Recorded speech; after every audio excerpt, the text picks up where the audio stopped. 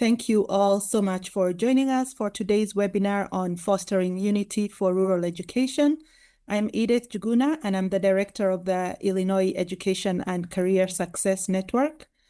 And this webinar is part of our spring webinar series that builds on our annual conference hosted in February, which was themed Stronger Together, Creating Opportunity for Every Learner. Next slide, please. So the mission of the Success Network is to support communities to increase meaningful and equitable post-secondary attainment. We do that in a number of ways. We share best practices and foster peer-to-peer learning like we're doing today.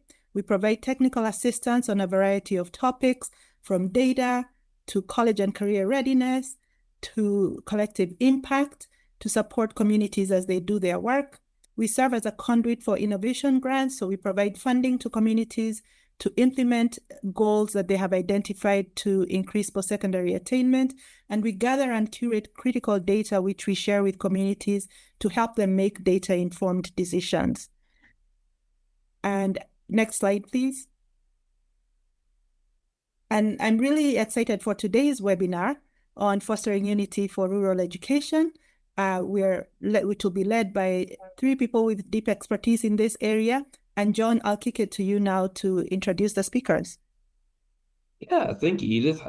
Very much appreciate this opportunity for AIRS and the Success Network and ISAC to come together to talk about really kind of a hard topic for rural districts across the state, but I think a really necessary one.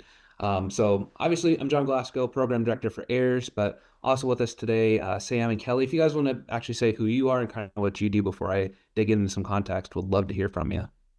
Sure. Hi, Sam Nelson with the Illinois Student Assistance Commission.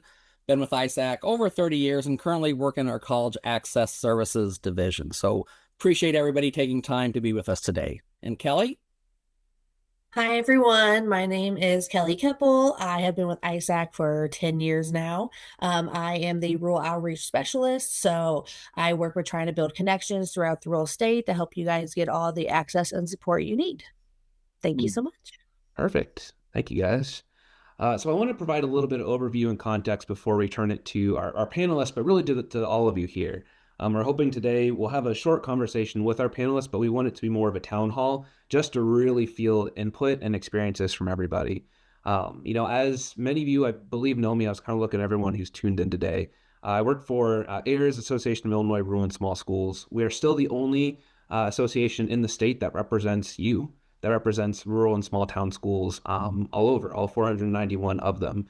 And so really a lot of our work day to day is just trying to understand your issues and your successes, right? And finding ways to be your voice as a conduit to get those challenges and successes reflected in policy, reflected in practice, right? And in all those different ways. And so one way that we've really been able to act upon that recently has been our Rural Illinois Career Tech Ed project, which again, many of you have engaged with on in the past, but it really is sort of a ground level distillation of what AIRS does. So we research, we try and understand what the issue is, where you all are succeeding, where you all have issues, and then we move it on to direct assistance, right? Finding ways to not only tell the story, to tell the narrative, but also to impact policy, right? And even to try pilots in your districts for innovative ways of doing career education that we might not have thought of previously.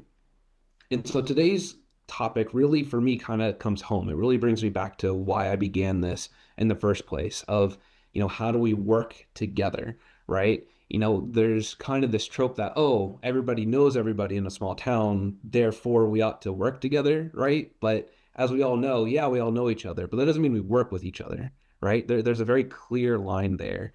And one of the things that we learned is that time and again, rural districts in particular have to work with each other in order to offer students the full breadth of, in this case, career education that they need access to in order to thrive, not even in their own communities, which they also need, but just in the world in general, right? At every aspect of local to global, our schools need to be working together to prepare students for the opportunities at hand.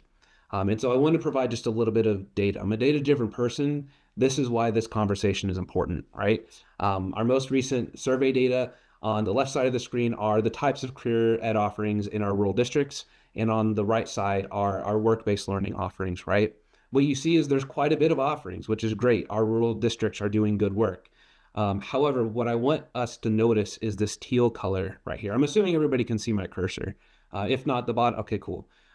This teal color are career classes offered in-house, right? And that becomes important because, as all of you know, yes, it's great that we might have a community college partner or a career center partner that we can work with to expand our district capacity. But in practice, a student driving 30, 45 minutes, 1 hour, one way and back is just not really feasible day in and day out, right? Rural students in particular are severely limited by their capacity to leave the school and come back. So this teal color becomes very important, right? Especially when you look at where that teal color drops off. Healthcare, education, right? Those are two largest employers in a rural community 9 times out of 10. And yet we're not offering students the pathways into it. Same kind of goes for work-based learning. We're doing some very great entry-level work here, right? Field trips, tours, career fairs, job shadowing. That is fantastic. It really opens the doors for students. But what about these really rich, longer-term investments that really get students set on a good path post-secondary, right? We're kind of struggling with it, right? And from my perspective, it comes back from this idea of, well, are we actually using all the assets at hand to do it? And by and large, what I heard from everybody is not really, right? You know, very simply asking, do rural districts partner with each other to offer career education? Less than half do, right? And that's important because of this map here. You know, just talking about career centers, which are an immense asset, you know, less than half of our rural districts even have access to a career center. And I'd say it's even more because these green dots may not necessarily be able to send kids to their nearest purple dot, right? All of this is in the foreground for me on why I wanted to have this conversation. Because at the end of the day, this is the impact we're seeing on our students, right? High interest, high participation in career tech ed, but what's the actual outcome from that with what we're doing currently, right? Not a lot of awareness of local pathways, right? Slightly better success in graduation for college and career, but it's still just barely over 50%, right? So at the crux for this, in my view, is how are we not utilizing our local assets best, most optimally to serve these students, right? And again, it comes back to this idea of, well, what do we have? We have each other, right? How are we working with each other? So for today's conversation, I really wanted us to start with the hard topics. You know, how are we finding funding? How are we transporting kids? Really, how are we working district to district, right? How are we engaging with each other? How are we using our workforce partners? That's all sort of the ideas that I've been trying to float in my head about this. So enough for me. I'm super excited to introduce my panelists here. Been able to work with each of them through the CT project and on various other exploits with AIRS before. But we have Daryl Hoke, Superintendent of Riverbend QUSD2 up in Fulton, Illinois. We have Charlie Cass, Superintendent of Bethel School District 82 in the Mount Vernon area. And we got Joey Brewer, Dean of Students, currently at Spoon River Valley QUSD in Fulton County. So guys, I'm so glad that you were here. I'm going to turn this screen share off just so we can kind of look at each other, but I do have some questions to start you off with. So maybe one in a row, you can go around and kind of ask, tell us about your district and if you see a clear need and benefit from working with each other. I'll start. I'm going to apologize to everyone up front only because I'm in a professional development reevaluation training as well. So I'm doing this over our lunch break, and the lunch break is ending a little early. So small school superintendents do a lot of things. This is just one of those examples. Why this is important to us and has it been beneficial for us? Both is we've had, we are able to work with our neighbors across the river in Iowa. So we send our workforce students, we send to Iowa as well as our own community. And so we have kind of 3 locations. We have our community in Fulton, which several kids, a lot of our kids are placed at. So a workforce experience, a career development experience for us is at 80 minutes every day or every other day.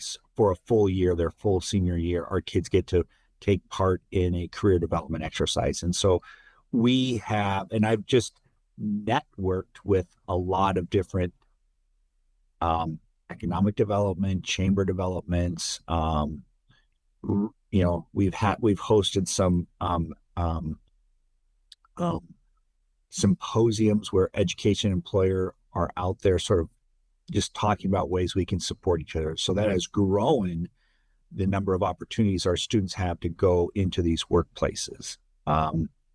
Our students also have to, unfortunately, travel 30 miles east to the Whiteside Area Career Center, which gives them an opportunity for a CTE experience beyond our own school's experience. So sharing those resources help us a lot. We have 3 blocks at that school, an AM block, a lunch block, and an afternoon block. We attended the AM block so our kids can get to school a little early, get on a bus, drive 30 miles, and when we provide the transportation to and from and are willing to do that for that benefit. We also give all our, those same kids have the opportunity to go to Clinton, Iowa, where they have some career academies, they call them, various sort of vocational programming. And we will allow students to choose to do that. They have to drive themselves there because it's only 5 minutes away. So, networking has allowed our kids to have multiple choices and a lot of opportunities. It just takes a lot of time and energy to sort of build that catalog of opportunities for students.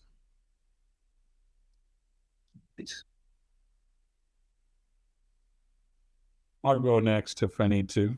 So Charlie Cass, I'm the super pal, that's principal and superintendent. We have lots of those in my neck of the woods.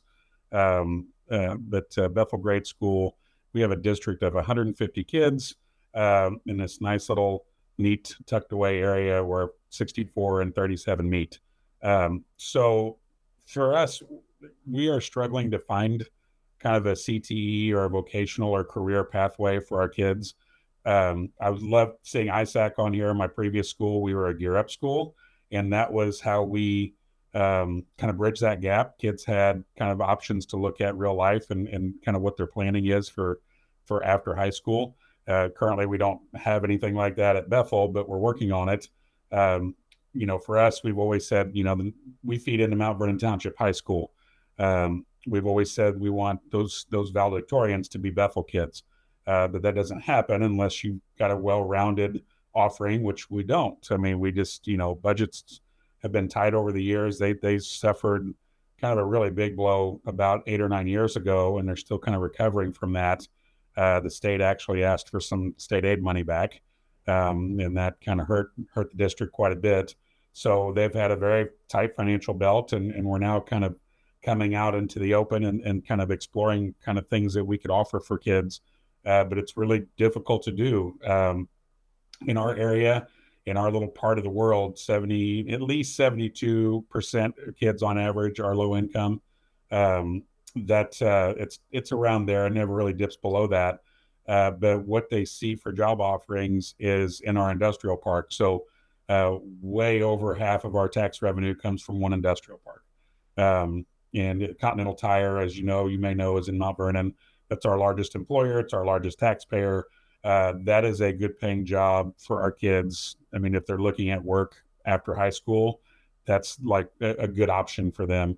Not many have interest in going to college. So, having a well-rounded approach and making sure kids are finding their talents instead of just kind of looking out there and seeing what's there. They'd rather kind of chase their talent and develop that and do what they can be the best at. That's what we're trying to get our kids to. So that's why I said something to Sam before the meeting started. I was emailing back with our old Year Up contact, because that would be a great program for this school, because our kids just don't have any connection with those resources. So I'm hoping to sneak in on that at some point again, because that was a great program. Our kids at West Frankfort loved it. But that's where we're at. We're just now in this place where we can start offering things, but we know we're going to have to be creative to make it happen. Awesome. Great to be here, guys. My name is Joey Brewer. I'm currently talking to you from Spoon River Valley, which is in Fulton County. Love the region that I work and teach in. There is a lot of positive things about our history, our culture. It's some of the most amazing people here. We were identified as a red region, though, in Fulton County by AIRS as an area that doesn't have the opportunities as other people. So to answer John's question simply about why is this an important topic, it's really about opportunity. I think it's okay. It's about not being okay with just an okay version of doing school. But it's about providing that opportunity, not letting zip code dictate those opportunities. And I think for me, I have an interesting take on it. Is I grew up in the Chicago area, and I didn't really think twice about it, but we had like a water polo team, we had like a swimming and diving team. And so some of those opportunities, I think I was kind of blind to, and we had a giant career center with all kinds of different pathway opportunities. I got my first job teaching in a small town area here in Fulton County, and I loved it. I think there was a bit of a cultural script you're supposed to follow as get some experience in a rural area and then go to the bigger school. And I don't know if I was supposed to be following it or not, but I've loved it here. I've stayed since. And what's really awakened me to this is I've got 2 teenagers that are in school now too. And so you're not fine with just fine, that you want to make sure that everyone has those opportunities. So that's just a quick take on why is this an important topic. It's really about opportunities. And if I could say one more quick thing, if you're in the business of education today, you are also in the business of sustaining and growing your rural communities. And so this is also very much a community way of doing school, about kind of reckoning with the history of success in rural areas was sending your kids away. This is very much about embracing a new mindset of we are here about opportunities for our kids now to solve real world, authentic problems, to make a living here and to help us build and sustain the communities we have. So that's a little take on that first question. Thanks, Joey. That was awesome from the 3 of you. And I had one thread I want to kind of pull out before I move on to the next question. This really populated in our last question on our survey as well. I just, unprompted asked anything else the districts want to tell us about career education in their region, right? And overwhelmingly, the amount of pride that our schools have in what we are able to do and the possibility and potential for the future was so palpable. Right. And I hear it from you 3, and it really encouraged me in the nonprofit sector for why I do the work that I do, right, to help you and help your kids. But for me, it really drives home why it's so important that we get sort of the basics right, like working together, right? We've seen that when school districts can kind of ignore lines and ignore, well, we meet at 8:10 versus 8:20, to do good work together that really elevates kids, that then elevates community, like you said, Joey, then the outcome is fantastic, right? So really the first hard question I have for each of you, without naming names, but we want to hear from experience, why is it difficult for school districts to cross boundaries and work together that you've seen in the past? And any of you can start if you have something you want to share. I'd say to me, as difficult as you make it, we have always embraced inviting others to our buildings or being willing to go to them. So I would say the difficulty becomes reduced when we look to go to those opportunities and make sure our transportation systems, whatever they are, how can we get kids to those and thus reduce the challenge of programming. So we've done multiple staff sharing. We have something called the SOC block. So that's Sauk Valley Community College. They offer an online course, and it's set up so that we started it originally with 3 other school districts. So from 8 o'clock to 9 o'clock, 3 days a week was English, 2 days a week is math. And, they set it up remotely. So now it's not just one school, but multiple schools sort of signed up for the same time.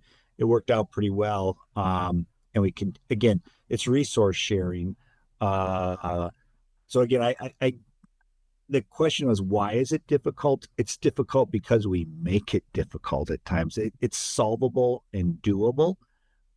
We just have to be willing to stay tenacious about it, solving the issue. Yeah, so I mean, an example I would give is 2 school districts ago, very rural district, very rural high school, 150 kids or 500 kids in the whole district over 100 square miles. So you can imagine we're already busing like crazy. Distance can be a barrier. So the next closest district to us didn't really want to share much of that load at all. So we had trouble with that, for even sharing like an art teacher. So what we would end up with is a retired teacher that could work part-time, and really didn't get all the course offerings in that we wanted. Dual credit, this has come up in the Rural Education Advisory Council. Dual credit was hard for us because we lived about, I think Daryl had said this, it's about a half hour away from their community college. Well, so were we. So if a kid wanted to take dual credit classes, we were not able to get any of our instructors dual credit status, even one that had a doctorate in counseling in psychology. We could even get him approved to teach dual credit classes through our local community college. So that became a barrier. So kids were driving themselves to community college, to the actual campus to take classes and then coming back. So they were burning a half day their junior or senior year and not getting to take other classes at the school that they might also want to take. So that was one that was really tough for us, but it was important to our kids. So we gutted that out. The kids just understood that I'm going to, kind of have to eat 2 classes that I don't get to take, but I'll be a year ahead in my dual credit, so when I go over to that community college, I only have a year left. So it was worth it to them, but it just was uneasy for us. We felt like we were cheating the kids a little bit. Great. Yeah. Great response, Charlie. When I think about this question, why is it so difficult for rural districts to share programming and students with other districts? To be honest, scheduling and transportation actually don't come up as the first reasons in my mind. I'm a local history guy. I'm a big fan of local history and making room for learning about your community's history. And one of the things that I've experienced working where I do is that rural schools are deeply, deeply tied to community identity. Right. And so when we talk about sharing of those programs, I think it's really important is for a lot of folks that means people are hearing about loss, like they're seeing that as loss. I think it's so important to anticipate and validate that morning. And that's been going on for some times. Even where I work at like Valley and Cuba, we're really already a consolidation of even tinier towns, right, that had closed down their small school. And the world just kept going faster and faster. I just now have image of that Brooks character in Shawshank Redemption when he gets out of jail, right? There's just a lot of this. The world has gone faster. There hasn't been space for mourning or validating that loss. And the school partnerships often feel like somebody's admitting to failing their kids, which isn't the truth. We know the truth is no one school can meet these challenges on their own. We have to partner, but there does need to be acknowledgement and space for mourning. Even as a guy that loves football, I played football, I coach football. My teenage boys just want soccer jerseys, right? They don't want to have anything to do with it. And so some part of that too is there's different kids, there's different communities. We've got to mourn the loss. Is it okay to say it's kind of a funny one, but it's really sincere? You guys experience this too, that small towns have long histories with neighboring districts. They have long histories. There's rivalries. There's things that have been passed down from generations. And that's another thing to just kind of reckon with. Even some PD that I remember participating in constantly refers to other schools as their competitors. They're competitors. And that's always made me stop and think, are we in the business of competing? Are we in the work of educating young people to strengthen our community? So I think that's another thing to work with. And ultimately, I think the school goals are just too small, that the reality we can't afford to ignore is that our communities are they're socially connected. Our students are going to live, they're going to work, and they're going to build their futures across district boundaries. So I have to start looking at my neighboring school's success is our success. Their challenges are our challenges. And so again, that is it's not the nuts and bolts logistics just yet, because I think we have to reckon with that we have not always been aligned on shared values. Maybe our goals have been too small. They're just building specific goals. And finally, too, if I can say, too, this is one that I've heard John talk a little bit about as well, is that we're not always aligned with what we mean by future-ready programming. That's kind of my last barrier is what do we mean by future-ready programming? Too many CT conversations still just revolve around ag and shop and just assuming that that's what we're talking about. And shout out to, I see Josh Stafford is on this call from Vienna. He taught me a lot about his kids. I got a chance to meet some of his kids the other day, and they were talking about aviation opportunities. That's not even an opportunity that would come to my brain, right? On thinking about what opportunities for our kids that we can provide. And my wife is an amazing art teacher, and I think we leave our arts and humanities kind of out of this conversation, and we greatly underwhelm their economic impact. So again, these are all barriers that I think about before I even get to the transportation and scheduling. And it's important to understand these if we really want to have meaningful long-term solutions, is to kind of address some of these things. So Thanks. Thank you. I have a lot of thoughts, but we'll get to them in time. I think we started to see in our responses here some ideas of what we might be able to do to combat wherever these barriers come from, right? Be it pride, history, politics, policy, right? Whatever those barriers are. So I'd love to hear from you three. How have you seen methods work to help ease that tension between districts to allow some of these partnerships to come up? I'm going to jump on and go first because this will be my last opportunity to talk, and then I have to jump back into my class. Shared schedules. We when we were doing our SOC block planning, we brought all the superintendents and all the high school principals together. We brought our schedules and we brought our counselors as well. And we said, okay, how can we sit in this room and solve this problem together? And so it just took us committing to a solution for kids. And I found in my collective impact work, if we can get people to the table, we all care about kids. We all care about success. It's just getting us to the table, identifying the problem, and coming up with solutions for the problem collectively. I might be able to pick up your kids on my way to X, Y, or Z location. This shared programming and even bringing the kids together live once in a while, again, was talked about as, how can we do that? Again, we just share the resources that we have. Joey said, I love the partners, not competitors attitude. Like, that is the mantra, partners, not competitors. We can work through the challenges together, if you will. Yeah. So like where I'm at, one thing that's really easy to partner on are those mandated important things like special ed. We somehow find really easy ways to help each other out with transportation, splitting the cost of an aid, right? We're really good at that because we know kind of that's a required thing, and we're all going to be in trouble if we don't do those things. But when it comes to those extras and those specials, we can do better. So like in our high school has 8 feeder schools that go into it, and almost all of them are K-8 districts like mine. We all, it's easier for us to be partners than be competitors because we have the same exact challenges. Now, that's not to say when we play basketball against each other, we don't try to beat our brains out, right? But we all come together at Mount Vernon Township High School, so we're Rams eventually. So we've gotten better.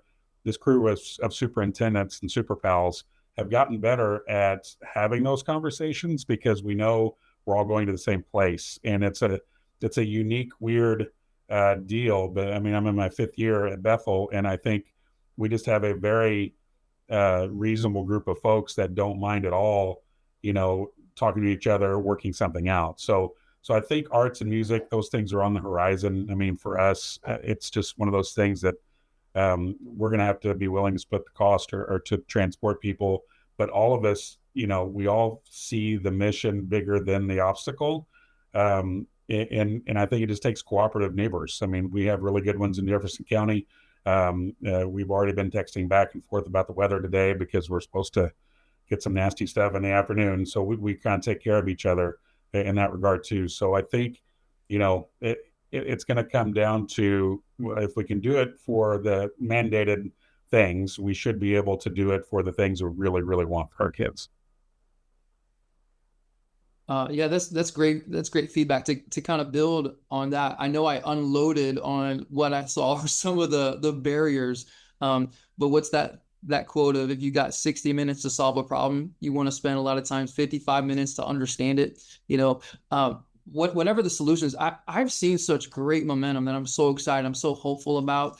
The first one is the Illinois Career Success Network, which was kind of vacant in the Western Illinois region. My understanding is for some time. We've needed that person to help us get to that table, to get to that room, to fill those seats.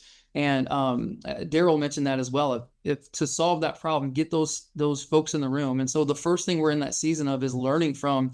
I know we actually learned in one session from Daryl. We learned in another session from the Peoria region about their journey with this approach.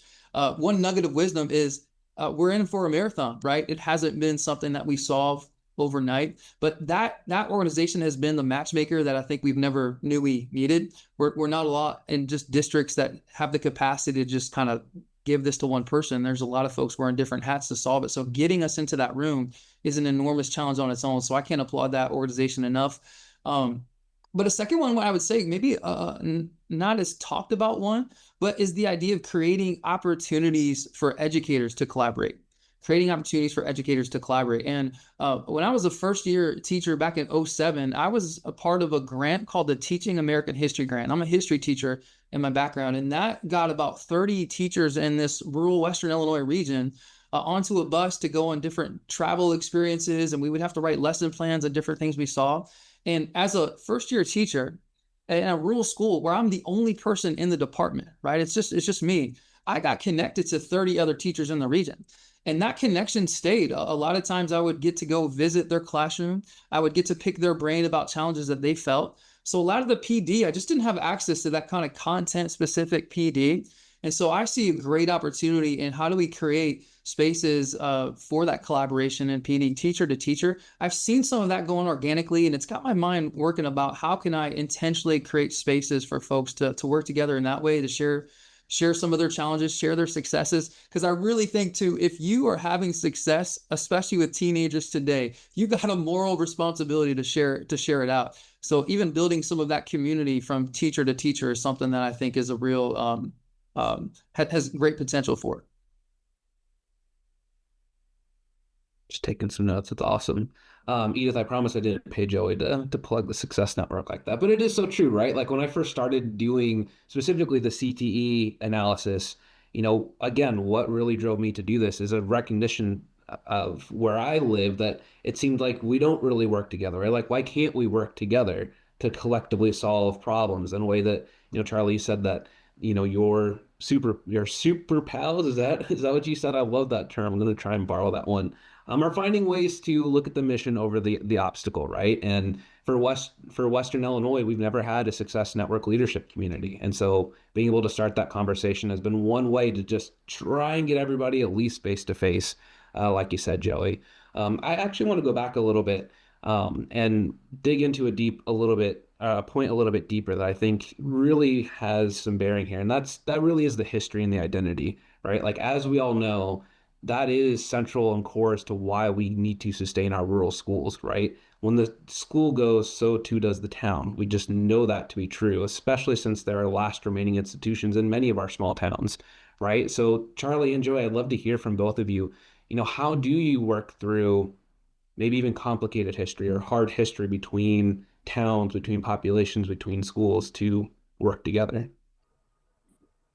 Well, I mean, as far as so Bethel, we're like this tiny little secret, and everybody kind of knows if you went to Bethel, things were a certain way. And I remember when I first got hired, I felt the board wanted more. Like they were kind of tired of being that little secret tucked away in the south end of Mount Vernon, where nobody really saw them. I mean, you have to drive a half mile off of Route 37 to find us. And that's something when we did our strategic planning, we kind of said, I think it's time to put us on the map a little bit and to stop kind of hiding back here. But with that kind of came some acceptance of, oh, poor Bethel. They don't have a lot of resources. They don't have a lot of the manpower. They don't have gifted students. They don't have, and when we started that strategic planning process, we kind of said enough of that. It's time to really kind of push the envelope a little bit. One of the things we said, well, if we're going to offer more classes and more things, we don't have a building to do that. So the number one goal in our strategic planning process was to to build on. We have a 110-year-old front piece of our school building that's falling apart. We went to the voters, we got a referendum passed, and we're now building that a classroom addition with 2 extra classrooms, and then dressing up the front of it with new offices and things like that. So, you know, when everybody's willing, not everybody was happy about those taxes going up, but what we were able to kind of draw on was we used a lot of video posts and things showing of you know, what the condition of the building was. And what you saw were a lot of people that left Bethel 50 years ago saying, I remember that classroom. I remember the wallpaper on that wall. And instead of hearing a lot of, please don't tear our school down, it was a lot of, I can't wait to see what you guys do with this. So we got a lot of kind of faith put in us to do really good work with this, found a great architect, a great contractor. So right now, I mean, the classroom edition's almost done. By December, we'll be able to show off the front of the building, and it's going to change kind of every perception about us that there has ever been. We were this little old brick building, you know, kind of tucked away that nobody knew about, unless you're willing to travel down the treacherous Brownsville Road to get to us. And now those things are changing, right? So with that process comes, well, what's next? What's after that? Well, we want to create a foundation. We want to partner with our Chamber of Commerce. We want to partner with employers. And through a foundation, we can do that. So we can't get to those extras, career tech, music, art, all those things until we provide the spaces and kind of the motivation for it. And that's what we've spent the last 2 years working on. Thanks.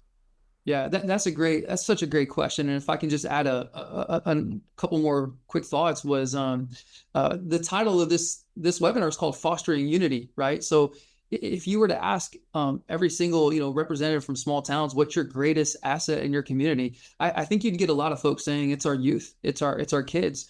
And so I think that's really an asset that we can't ignore, is putting these questions, putting these challenges to our students. Just this morning, I got an email from Cuba, which is Amat Valley and Cuba. I'm actually going to be at Lewistown next year in this Fulton County, these 3 schools. And they had said a student just asked, I'm interested in taking a statistics course. They didn't have it at Cuba, so they emailed the neighboring school. We noticed you guys have it. There's a teacher in place. Can you tell us about it? And how can we be mutually beneficial? You know, I replied, I'm actually really interested in your welding teacher. You have a welding course and a teacher that can do those things. And so kind of initiating, you know, those tough conversations. A student initiated that. A student had that sparked. As a history teacher, my favorite thing to do is share those questions with students. Here's our biggest challenges. Here's our ideas to improve the school. Where are your thoughts? What are your ideas? And just today, I'm an athletic director too, and we have a co-op. We call our co-op the LVC softball co-op. Well, we have football, we have track, but it really started with students just expressing concern where I don't know if we're going to have enough players. And some students would ask different ADs. They'd ask different representatives from different communities. And here we are today. We're still kind of new with it, but we're doing a co-op because they showed interest in that. So that's our asset. And maybe that's also on us to kind of give our space and tell our students and make our students know that we trust them, to give them the opportunity to kind of raise their voice and share out some of these opportunities that they need to learn about as well. So just a couple of thoughts, John, and I am curious to hear what others are doing as well to address some of those challenges. Yeah, that's awesome. Thank you both. Yeah, with that, I do want to kind of turn this now to our sort of town hall portion of today. I want to bring back our little slides just to get us into that space. Here's sort of what I was thinking for discussion questions, but I kind of want to pose it to folks first. You know, how does this all land with you? Like, am I making this up? Are we actually perfectly good working with each other? Are we all hand in hand and we're all working together on this? Or what do people see? You know, feel free to put in the chat, come off mute. Sam, Kelly, was there anything you guys want to add on with our panel before we do fully hop over here? Yeah, just a couple observations because I've been with the Success Network, and I can remember when Daryl came to one of our Success Network conferences all by himself in Springfield, and within a year he had created a leadership community. He was the one, he was the spark. So again, it just takes one person. And, you know, Joey, to your point about, you know, a student asking, right? So I think it's just learning that don't wait for the phone call to come to you to be invited. Why don't you make the phone call?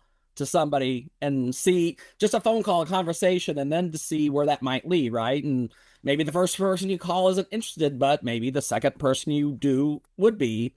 And then the other key thing I think for our leadership communities and the Success Network is Daryl also made the comment about how, it took work, not just him and his other colleagues, to build these relationships.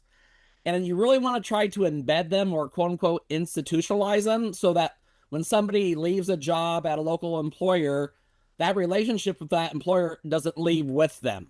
So that all of a sudden now those students don't have that, or from a school district too. So I think it's just really important, those relationships are important, but they need to be more than just one person to one person. So just a couple observations from the great discussions from our panelists.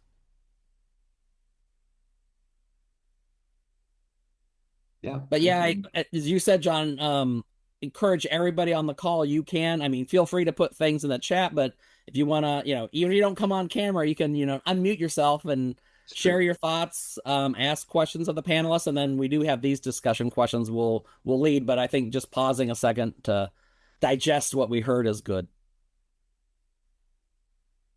Most definitely. Because at least for me, this is a bit of a fact-finding mission, right? Like we heard a couple panelists. I've, done my own observation and research, but really a chance just to bring folks together. So let us know what you think. What do you see? Hey. Yeah. Oh, John. No, go ahead. Who's ever going? I'm going to shut up. This is Chris Noble. Good to see you again. Likewise. I come from a different perspective because I come from the business community. So I was a chamber director for 10 years. And now I work with the CEO program with Midland Institute. And I was part of the Inspire More process with Daryl, part of that steering committee. And in the so I've done 35 years community engagement as a non-educator. So what's the community need to do with a focus on rural America? And you and I have talked about key things. A, nobody's going to save us. It's up to rural America to save ourselves. And B, partnerships are critical. But where I think the business community gets frustrated is they want to partner, and some school districts are wary of, then that means the business community is going to tell me what to do. So the U.S. Chamber of Commerce has done a lot of research about what's a partnership, how do we gain true relationship so schools don't feel so siloed. Because I will tell you, the data shows at the end of the day, the employer does not care what small community their employee comes from. They love the regional approach, right? 62% of people in rural America cross commute from their job to their hometown. While school districts are very much about the success of their district. And the people on this call, you're the forward-thinking ones, right? Like the three panelists, I know Daryl well. He's a champion. I think the challenge is talking superintendent to superintendent to get them to think the way you do, or to realize there is a reason to collaborate, because sometimes the business community we're seen as outsiders. So having the champion in the districts is, I think, how you're going to impact change. Because I think the business community is really willing to step up and partner however the school districts need them to.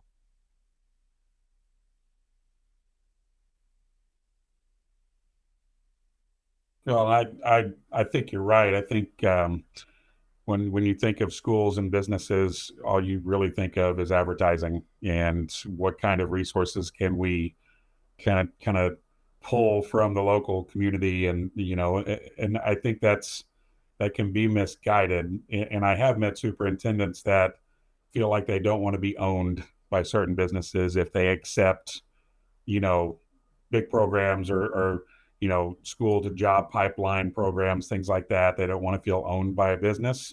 I don't always think that's fair. I think it comes down to the relationship and the trust you've built in those places. But I have met superintendents that have said that they don't want to be owned by somebody, and I think that's a little extreme. I don't ever feel that way, but that perspective does come up. Yeah, and the only other thing I'll say is in the chamber world, again, we represent the business community. It's about talent retention. That's their end game. you have this pool of talent, because talent retention is cheaper than talent recruitment, especially in rural America. We don't have the economic development funds to go out and recruit talent to come to Prophetstown, Illinois, right? There are jobs available, and then we have this great pool of young people with all of these pathways and all of these career clusters. And once the business community sees that career cluster framework, they can plug themselves in to where they fit in that framework. We do a lot of activities like that. But the education system needs to understand that's what it is. It's talent retention, because those are some quality young people who already know about the community, but it's making that connection and then realizing what's the, like I work with a lot of employers. They don't want to write curriculum. They want to tell educators what they need and let you guys do what you do best, right? But it's that partnership piece, or opening up to job shadowing, or like with the CEO program, getting kids in those businesses, mentoring those young people. So I think there's a lot of education on both sides that needs to continue to happen with those folks that are champions, whether it's the business community. And if those of you on this call, if you're in education and you've not partnered with your chamber, if they have workforce development, your economic, they are good ins, because workforce is a huge strategy for a lot of chambers now. They're a lot more than pageants and parades. Thanks, Chris. Really good. And you too, Charlie. So yeah, anyone else, again, trying to watch the chats, but also just feel free to unmute yourself, share something. Again, we don't have to do these discussion questions in order. If something about obstacles you want to share and see if somebody has a solution for what your obstacle is, this is a great opportunity. Talk about the assets that you think you have available. And then, to John's question earlier, is like, does this resonate with you? Do you think in your community there is a disconnect, or there could be, even if you're doing some things, could you do more, or could you do them better efficiently? And again, Joey, I just really loved your sharing the story about, getting the students involved, right? Because a lot of times we don't, not just on this topic, but other times. And, that's one of the things. I'll give a shout out to our Success Network. We have a really active, engaged student advisory council that we work with students from our leadership community. So again, yeah, think about, I don't have the solutions, but think about how would you bring in students into these type of conversations. So I appreciate all that you guys had to say today. I think that it is very helpful. I'm encouraged by the energy that you guys are speaking with to this topic. You earlier in the conversation here, you were saying, pick up the phone, and if the first person tells you no, pick up the phone again. And I think that that's vital in this process. There are people, and I would say rarely have I ever called on anyone, whether that's business or industry or other K-12 partners, that didn't want to come together for the sake of helping kids and families, right? I mean, we're in this really unique, powerful position, is an observation that I would have, because we have common ground. There's not a lot of polarity, if you will, when it comes to ensuring that kids are connected to meaningful plans post-high school. It's great to hear about CEO programs, right, that we've kind of seen blossom out of the Midland Institute here in Illinois and really catch traction across the country. And it's already been mentioned, right? I'm just kind of reiterating some of the things you guys have already said, but in those rural areas, I think that the spirit of cooperation and charity, if you will, is already kind of built in largely. And I think we all have to remember, and I know this is focused on a rural audience today, we all have to remember, I don't care if you're rural, urban, suburban, inner city, I really don't care where you're at. I've yet to meet a school who could achieve these outcomes on its own. No matter if you're U46, the second largest school district in the state, or you've got a single school district with 100 kids in it. It requires alignment and cooperation. And so I would just say, if you do run into a roadblock, don't be discouraged. In our situation in Vienna, we offer now over 200 early college credit hours, dual credit hours on our high school master's schedule, which is ridiculous. We've got a good, solid partnership with ISAC and had 100% FAFSA completion last year, which, that's that's a huge achievement. But that was years of cooperation with ISAC and just learning those systems and how to do that, and a lot of other really positive outcomes. So that list goes on and on. But those things, one, they don't happen overnight, and two, they don't happen individually. So great. Thanks, Josh. I really appreciate you. Yeah, sure thing. Being put on the spot. And I think somebody, right when I call on, I think somebody else is starting to say, so I'm going to pause, and whoever wanted to talk, unmute yourself and start talking, please. I think that was me. I'm the first time in one of these meetings. It's very exciting to get to hear from other folks working to support rural students in Illinois. I'm Lucas Chittick. One of my colleagues is also on the call, Yaleen, and we both work as Stars College advisors at the University of Chicago. So we're coming from a higher education perspective, and like the Stars College Network, which is, I'm not sure if I'll just say it stands for Small Town and Rural Student College Network. It's a collection of 32 colleges and universities across the U.S. who have the mission of supporting small and rural town students. I'll put like a link to the website in the chat soon, but like some of the ways like we've gotten to, for one, we see like collaboration, like for one, just working across 32 universities across the US can be kind of confusing and challenging at times to navigate time zones, different institutional priorities and things like that. But the really awesome thing is we've seen ways in which we're able to collaborate with supporting students. And educators as well. So like we'll have fly-ins where we'll bring students from across the US onto our campuses at like no cost to the student or school or family. And then getting to see like, it doesn't matter if it's a rural kid in Illinois or a rural kid in Texas, like those kids have a lot in common.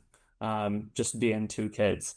And then kind of seeing those relationships flourish from there. We've also done it with counselors too. And it's interesting to see counselors, I think, speak to like those unique challenges they face. We have 4 schools we've been working with in Illinois. I think we've still been, I think one thing like we're curious about and we'd like to see, try and explore more of is like the ability for us to work with not just one school, but like sort of a several schools all at once to kind of best support those schools and then also really offer the most amount of resource that we can. So we're just kind of dipping our toes into the water of trying to learn more from the high school perspective and see how we can support. But if anything, just wanted to share us as a resource for the higher education realm, mainly focused on supporting students with finding, applying, and going to college. Thank you so much, Lucas. I think, there's so many different programs out there, and, if you don't have a full-time opportunity to be researching and learning about them, sometimes you don't know them. So kudos to University of Chicago and your other colleagues at other institutions for offering this, and we'll look forward to your link in the chat so people can learn more about it. And we can also talk about, future opportunities, through the Success Network too, to help share information as a resource. Lucas, how long has the STAR program been around, just out of my own personal curiosity? We have been around since, I believe, 2023. Okay. And it's like some more schools within our network. Within the state of Illinois is Northwestern, and then WashU is not in Illinois, but it's close. It's very close. Yes. But I would say like to kind of give more of a perspective is like the sort of starting point of STARS. It comes from the idea of a lot of rural students sometimes don't explore those opportunities that might be highly selective or hard to reach. And so we're kind of working within that niche of trying to help students really open up their aspirations to anything and everything, beyond just what feels just whatever they've seen done. And so we work at the University of Chicago. That's where we're located, but we have connections with other 31, and we're not just I can say like when it comes to supporting students, they don't have to be just interested in U Chicago or one of these 32 schools. We're just happy with supporting kids with where they want to go. Excellent. Thank you so much. All right. We still have a minute or two for discussion before we do some wrap up stuff. So again, any of the discussion questions here, or if you have questions, that aren't our discussion questions, you want to ask this mind meld of like Chris said, the engaged, future forward thinking people, yeah, please either drop something in the chat and we can share that with everybody, or again, invite you to unmute yourself and ask your question or share your thoughts too.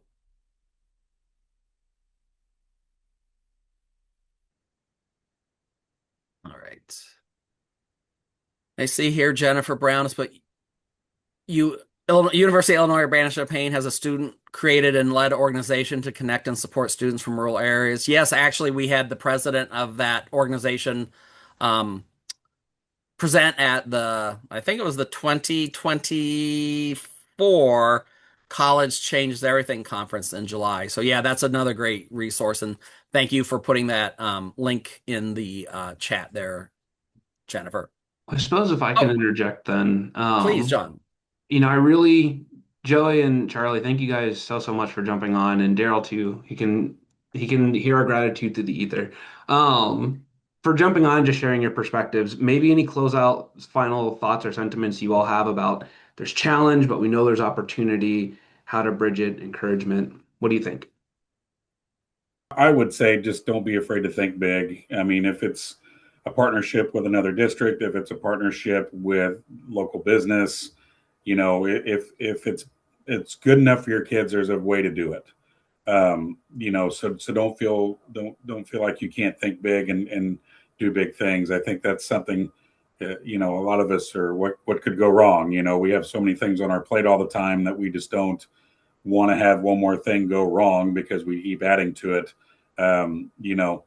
So I would say whatever it is that your community needs and your kids need and they can benefit from, go for it. Just see what happens. I mean, you'll be pleasantly surprised, I think. I have just a silly thought, guys. To close out. Just this morning, I was subbing in a classroom, and I was struggling to get the students to collaborate. Like they were not working well together at all. And it's April, and they don't like each other. Spending too much time in a small town, but it just made me think: if we really want our students to collaborate, adults have to work together too. We have to be willing to do this. A lot of our communities just deserve it. They need it. But it was just kind of a thought as we're listening to Chris and listening to Josh and Charlie and same thing. If we want our kids to collaborate, we have to exhibit those same skills as well. So there's great educational outcomes in that as well. Great.